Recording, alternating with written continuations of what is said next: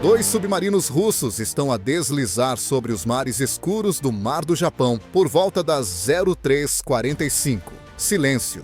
Discrição. A sua presença é indicada apenas pelo mais leve zumbido elétrico. A tripulação do submarino Omsk da classe Oscar II está em intensa concentração no interior. Uma formação naval americana apareceu nos seus ecrãs. Silhuetas de cruzadores contra-torpedeiros e o que eles acreditam ser um porta-aviões. Os marcadores de alvos piscam. São dadas ordens.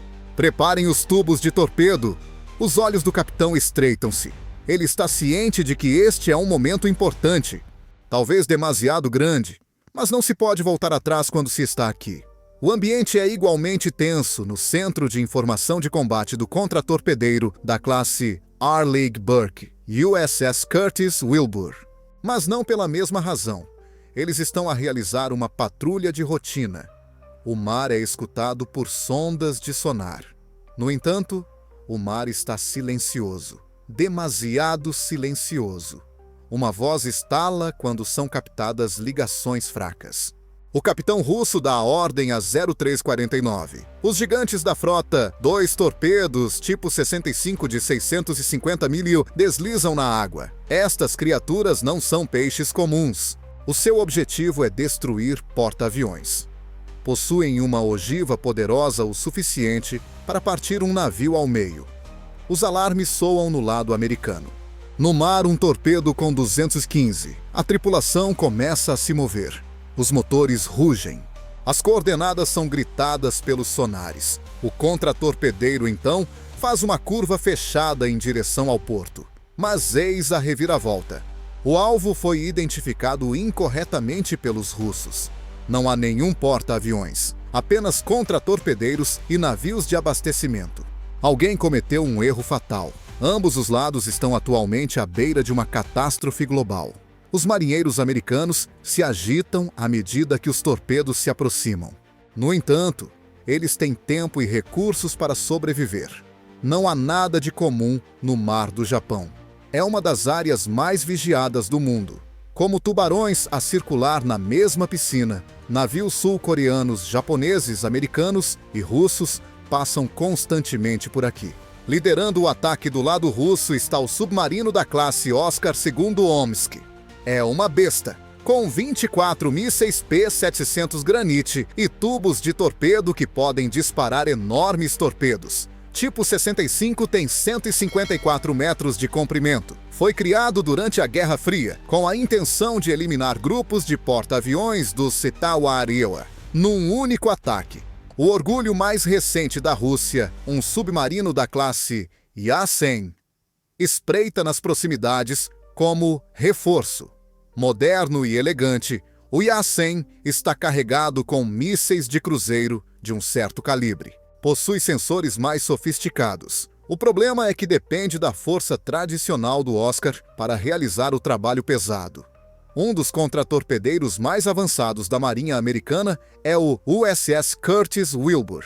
É um membro da classe Arleigh Burke e está equipado com um sistema de armas de curto alcance CIWS-96 células de lançamento vertical, mísseis SM-2 e SM-6, o sistema de combate Aegis e torpedos anti-submarinos Mark 46. Mas não está sozinho. Um navio de abastecimento SNS carregado com combustível e suprimentos navega pesadamente pelas ondas nas proximidades. Está indefeso e desarmado, tornando-se um alvo fácil. O pior ainda está para vir.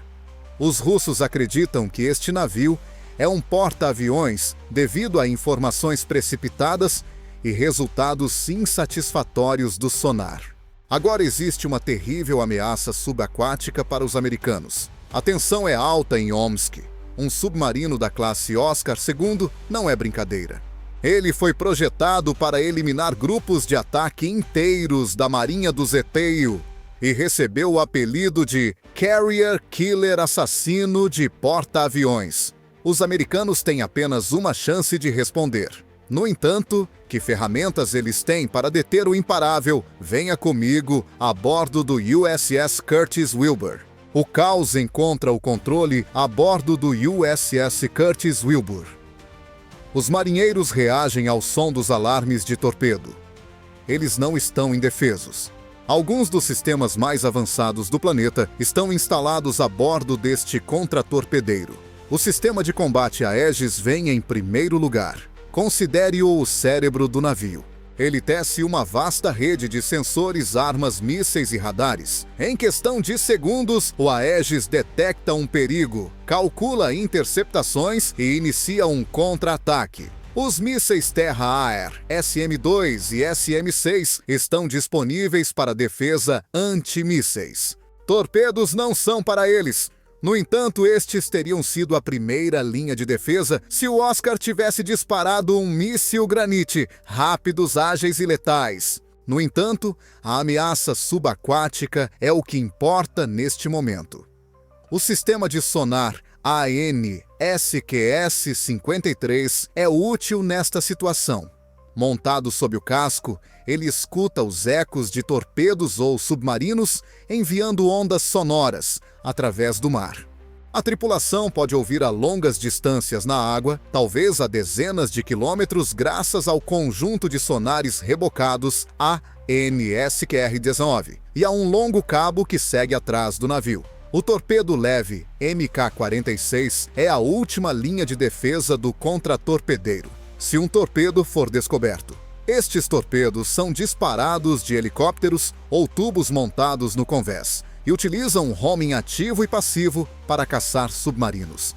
Embora não sejam muito grandes, são mortais para perigos submersos e rápidos, cerca de 45 nós. Se a ameaça se tornar ainda mais iminente, entra em ação o sistema de armas de curto alcance, também conhecido como CABAE ou CAWS. O canhão Gatling de 20 mm desta besta dispara 4.500 tiros por minuto, formando uma parede de chumbo que pode destruir pequenas embarcações ou mísseis que se aproximam. Quando tudo o resto falha, é o botão de emergência do navio. No entanto, é mais do que apenas hardware. Além disso, o USS Curtis Wilbur está equipado com helicópteros MH-60R Seahawk, equipados com torpedos adicionais e sonar de imersão. Ao perseguir submarinos muito além do horizonte, estes helicópteros aumentam o alcance do navio. A tripulação americana está preparada, treinada e experiente. Mas eis o problema: não era isto que eles tinham previsto. E é preciso mais do que apenas tecnologia para responder a um ataque submarino inesperado. É preciso tomar decisões rápidas. Uma constatação fatal atinge o lado russo à medida que os torpedos se aproximam. Os navios errados estão a ser alvejados. Será que eles conseguirão deter o ataque a tempo ou será necessária uma retaliação dos americanos? Luzes vermelhas brilham no centro de comando de Omsk. A água contém os torpedos. O tempo está a passar. No entanto, algo está errado. Ecos incomuns são percebidos por um oficial de sonar júnior. O navio-alvo é menor do que o previsto. As turbinas a jato onde estão. O convés do avião está onde um sentimento de desespero toma conta da tripulação. Uma segunda confirmação atinge o submarino da classe Yasen. Não há nenhum porta-aviões na seção transversal do radar. Não vale um torpedo de 900 mil reais, muito menos iniciar uma guerra, é um navio de carga. A anarquia se instala em toda a estrutura de comando russa. Para comunicação instantânea com o Omsk, o capitão grita. Ondas de rádio se perdem no abismo. Se for rápido, às vezes é possível usar um comando acústico para destruir torpedos no mar. No entanto, segundos são preciosos. Temos identificação errada, grita um jovem policial a bordo do Omsk. A cor desaparece do rosto do capitão. Agora abortar a missão. Os marinheiros a bordo do Curtis Wilbur se preparam ao mesmo tempo. A voz do oficial do sonar é estridente. 1000 metros e se aproximando, contatos muito rápidos. O comandante aperta os dentes. Preparem-se para o impacto. O comando de abortar é transmitido de volta para o lado russo numa sequência de sinais codificados. Os processadores dentro do torpedo ouvem, verificam e respondem de forma surpreendente. Desliga o sistema de propulsão.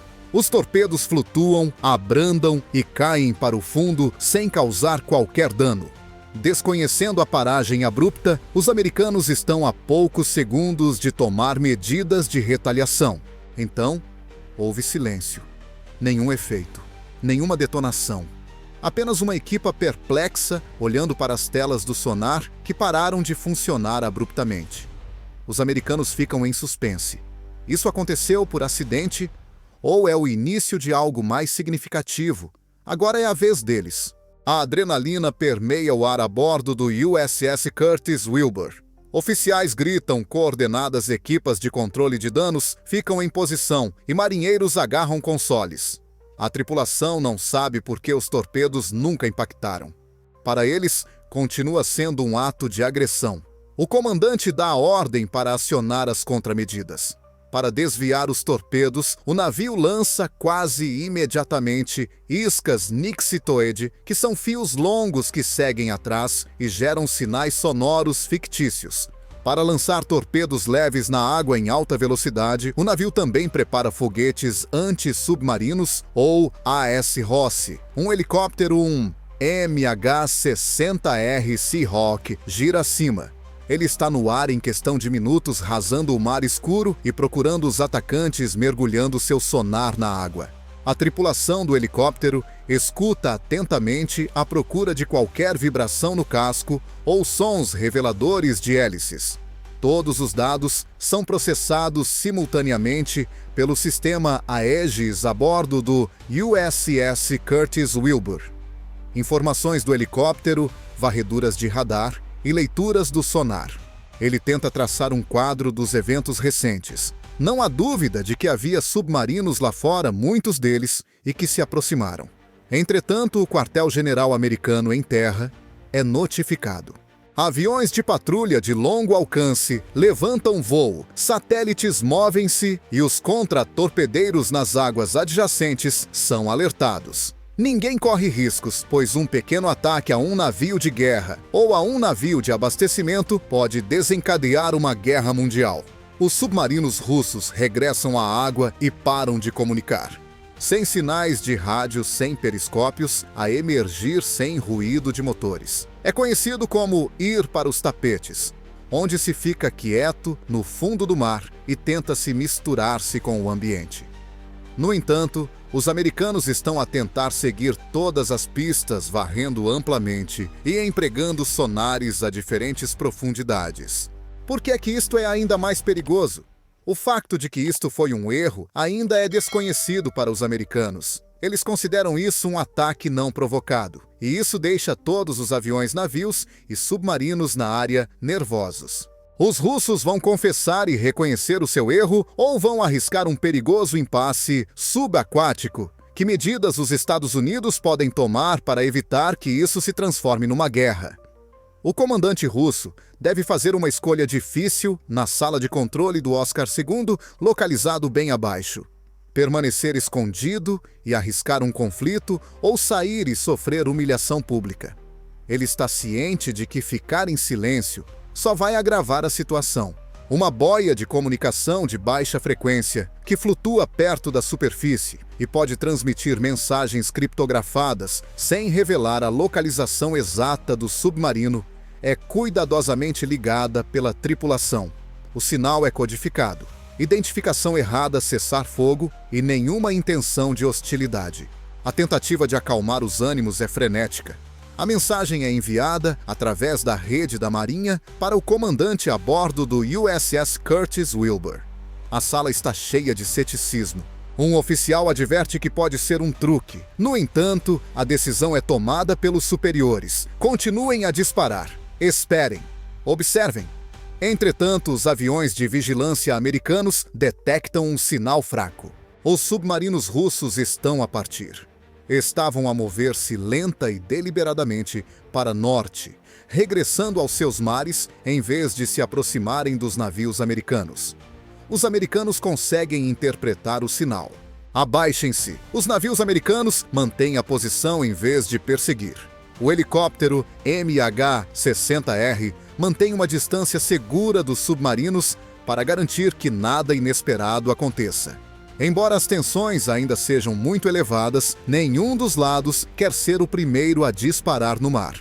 Os canais diplomáticos são abertos. Há muita ação a decorrer à porta fechada entre os adidos navais em Washington e Moscovo. Houve uma fuga por pouco de um incidente internacional. Foi porque alguém teve a coragem de abrandar e refletir não por causa do armamento. O que podemos realmente aprender com esta quase catástrofe?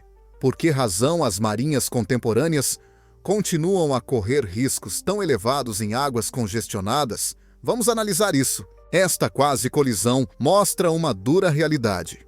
O erro humano pode levar as sociedades à beira da catástrofe, mesmo com a melhor tecnologia do mundo.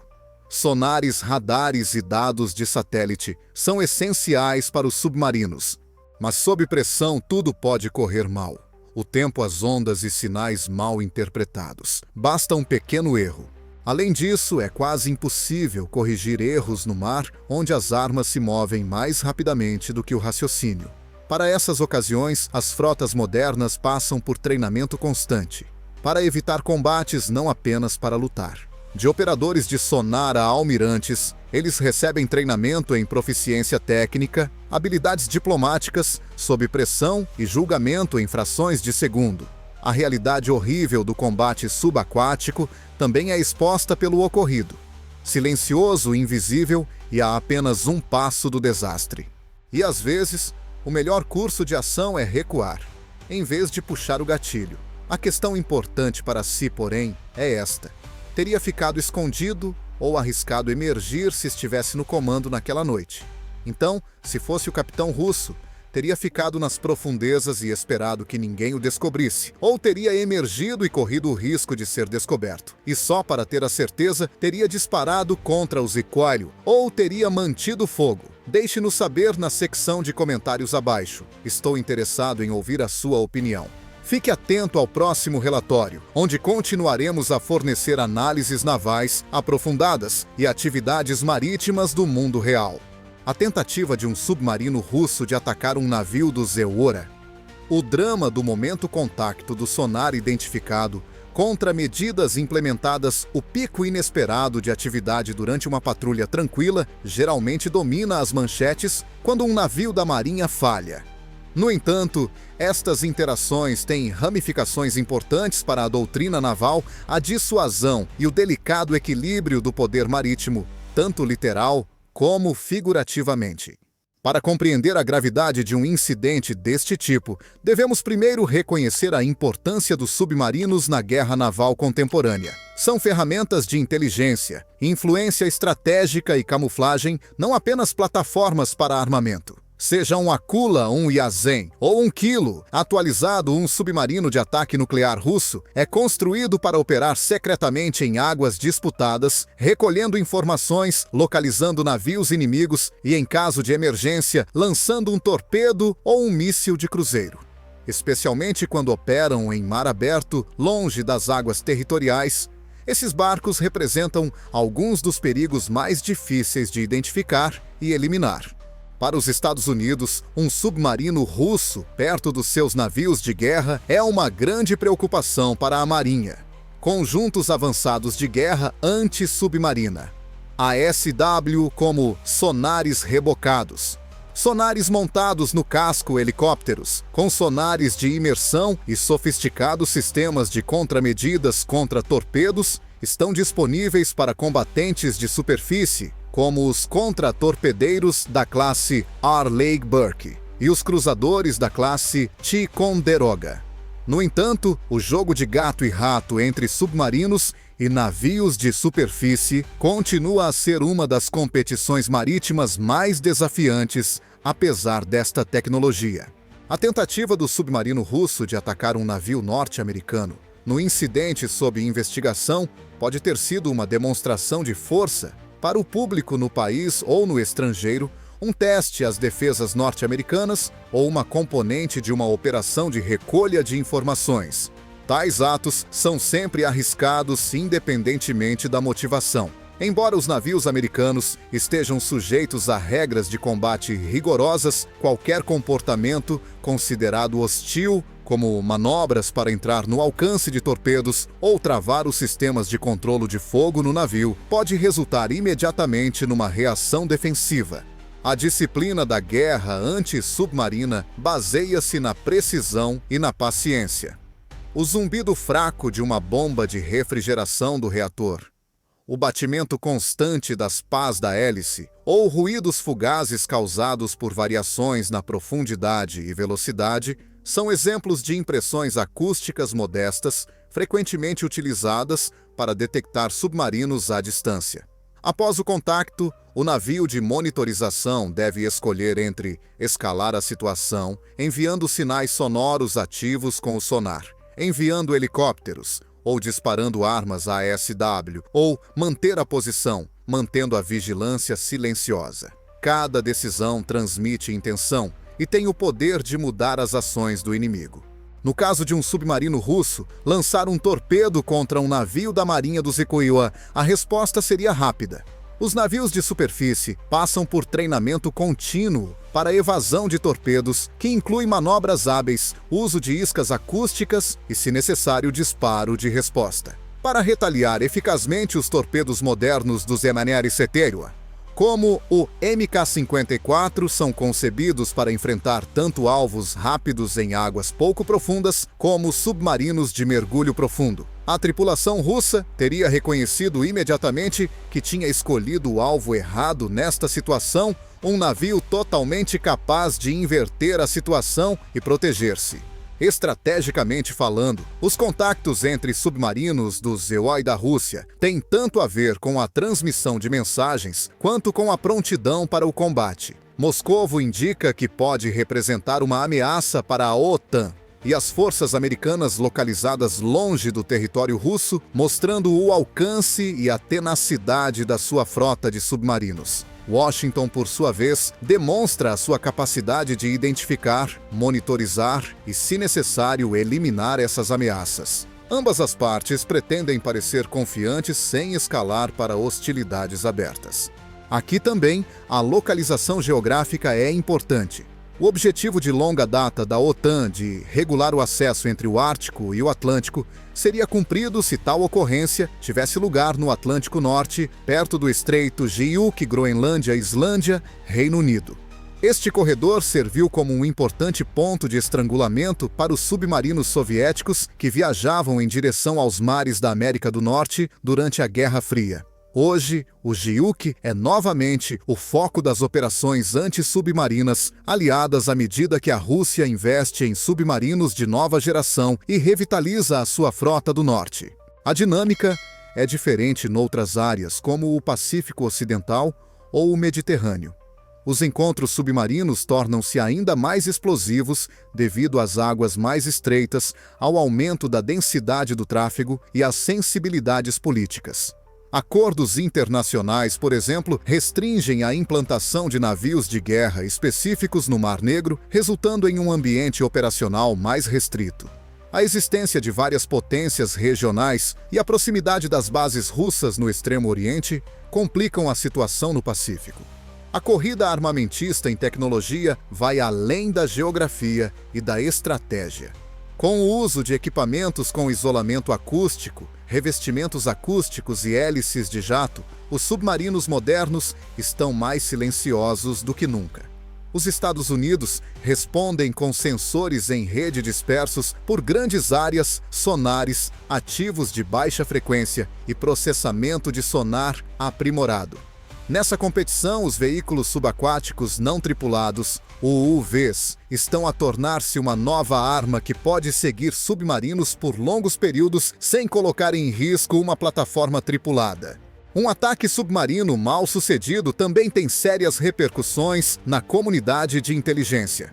Os EUA podem aprender muito sobre as táticas do submarino, o seu perfil acústico e a conduta da tripulação sob pressão se conseguirem monitorizar e registrar os seus movimentos.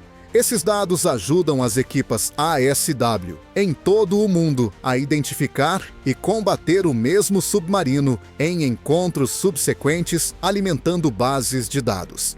Tal incidente levaria a uma revisão abrangente dentro da Marinha Russa. Os comandantes gostariam de saber como o seu submarino foi descoberto, quais os erros cometidos durante o combate ou aproximação e como a ameaça foi neutralizada pelas contramedidas dos MMAUA. As lições aprendidas podem resultar em revisões dos padrões de patrulha, atualizações de equipamentos ou treino. A situação determinaria as repercussões diplomáticas em escala global. Para evitar o agravamento das tensões, ambas as partes podem minimizar a altercação se ela ocorreu em mares internacionais. Os riscos políticos seriam muito maiores se ocorresse dentro das águas territoriais de um país, ou pior ainda, na sua zona econômica exclusiva Z. Pode haver exigências de manifestações oficiais, postura militar e até mesmo penalidades. A narrativa pública é outro fator a ter em conta.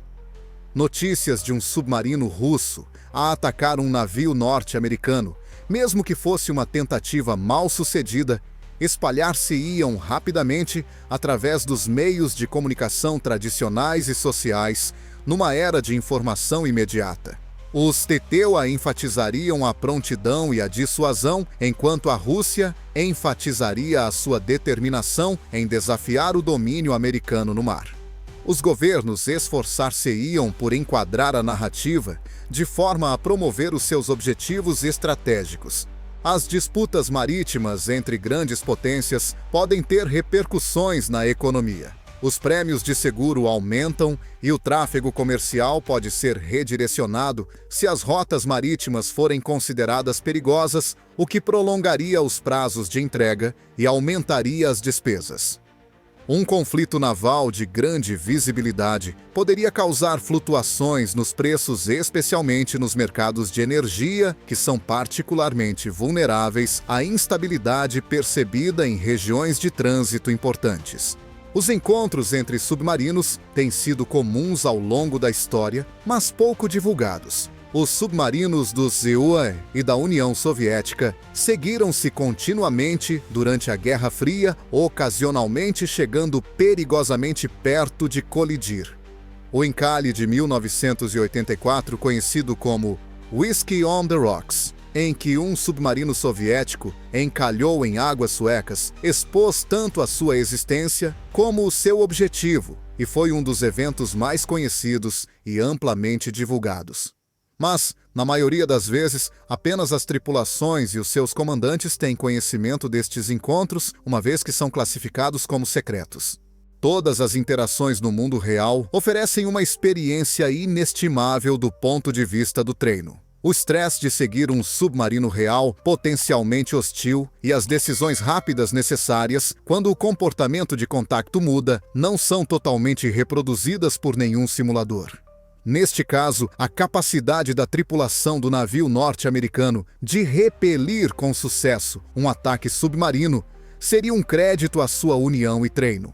O desenvolvimento da guerra submarina provavelmente ganhará velocidade no futuro. A fase futura da guerra subaquática será moldada pela análise de sonar assistida por IA, torpedos atualizados com alcances mais longos e buscadores mais inteligentes e mísseis antinavio hipersônicos. As operações submarinas enfrentam tanto potenciais como ameaças como resultado da abertura de novas rotas marítimas provocadas pelas alterações climáticas e pelo derretimento do gelo ártico. Em muitos aspectos, o evento sob investigação é uma representação em miniatura da rivalidade entre grandes potências no mar. Combina aspectos de sinalização política, especialização, tecnologia e dissimulação. Enfatiza o facto de que, mesmo em tempos de paz, as marinhas estão continuamente a testar-se mutuamente, identificando falhas, ensaiando reações e transmitindo mensagens que são interpretadas pelos círculos militares e políticos. Para o espectador comum, pode parecer um único ataque mal sucedido que é rapidamente esquecido. Para os especialistas envolvidos, é uma informação numa competição prolongada e contínua que influenciará a estratégia, a tática e o treino nos próximos anos. Além disso, serve como um lembrete para os decisores políticos de que os oceanos continuam a ser um importante palco para a demonstração, contestação e defesa do poder nacional. Agradecemos sinceramente por ter ficado até o final e por assistir. Clique em gosto, inscrever-se e alarme se gostou desta análise para não perder a nossa próxima discussão aprofundada. As águas e nós estamos de olho então. Fique alerta. Até a próxima.